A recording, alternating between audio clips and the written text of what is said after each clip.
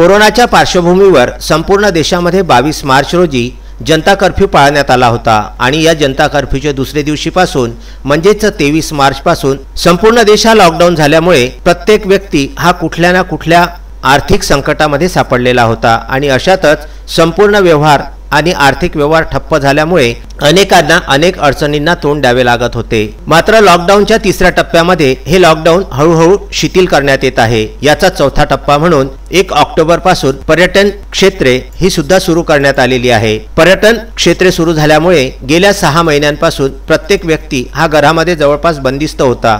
आता मात्र पर्यटन क्षेत्र सुरू झाल्यामुळे या पर्यटनाच्या ठिकाणी पर्यटक चांगलीच गर्दी करीत आहेत। पर्यटनाच्या पहिल्या दिवशी विदर्भाचे नंदनवन म्हणून ओळखल्या जाणाऱ्या चिखलदरा येथे सुद्धा पर्यटकांनी चांगलीच गर्दी केल्याचं आढळून आलं।